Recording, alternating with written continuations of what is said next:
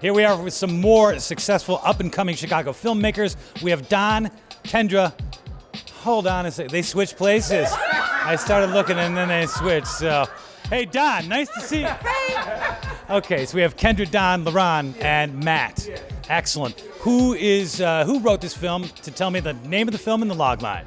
The name of the film is About Time, and it is about two ex-lovers who have different opinions about what went wrong, decide to consent to one night of fun and rekindling. Excellent. And where did this idea first strike you, and how did it evolve from there? Well, it's one of those films that you naturally take from your personal experience. I was dabbling with this idea, and my EPs, co-EPs, Kendra and LaRon approached me and asked me if I had any ideas. They were interested in producing a film, a short film, and I said, sure. I've been tinkering with this one thing. I was in New York at the time, and it worked to transition it to Chicago in terms of how the cities fit and work and operate, and we did the thing. Excellent. And then Kendra and LaRon, when you first heard the idea, what was your reaction? What did you like about it, and what made you think he's crazy, it'll never work? I would never think that about Don. Not on camera. We'll talk later. Right, we'll talk later. I think what drew me to it is just I love relationship stories. I think that's what draws people in. I think that's what makes people watch TV and film. So that's what I'm most drawn to as a writer myself, is just those interpersonal connections. So I was most drawn to that and excited about exploring that. What about an insensitive Neanderthal jerk like me? Why do I care about this relationship film? Because everybody's been in love and everybody's had to end a relationship that they wish didn't end.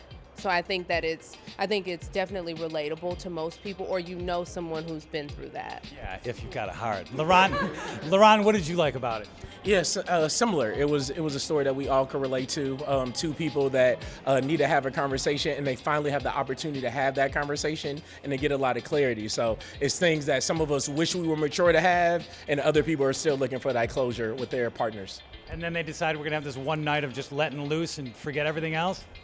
Yeah, pretty much. But you know, as things go, there's some challenges with trying to rekindle something, but not rekindling all the way, and so they have some tough conversations. And I want to shout out my DP, Matt Brown, who wondering what that guy's doing. My director of photography here, who this story is really an intimate story. Two people in a room, and those stories are always difficult to really explore in a very visual and a cinematic way, and I'm so happy to meet Matt, who just opened that thing up, lit it beautifully, is gorgeous, and I'd like him to just talk a little bit about how he approached that. Excellent. So when you first heard it and read the script, what sort of lighting did you think you needed to get the mood, and then what did you end up going with?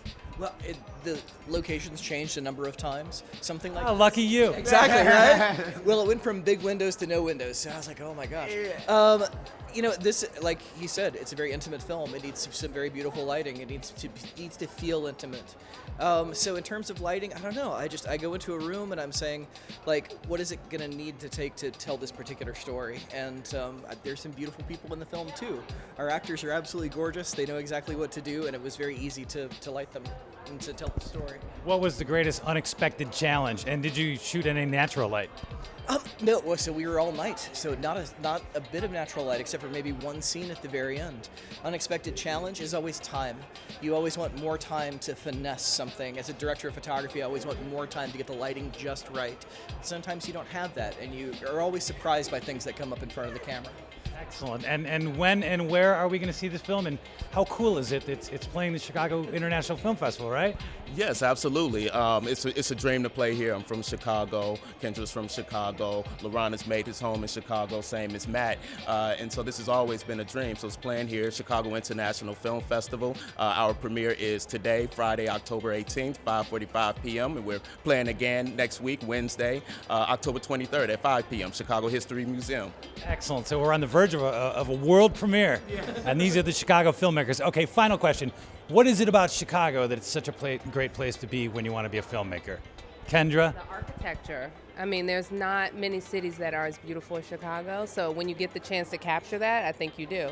Excellent. Are we going to see that in this short film? You get a little bit of scenery. It's more intimate in an inside film, but we get a little bit at the end. But that's the thing. That's the thing for me. When I write and produce and think about where I want to set things, it's a beautiful landscape. Excellent. Okay, a relationship-driven film with some intimacy and some wild nights. One wild night.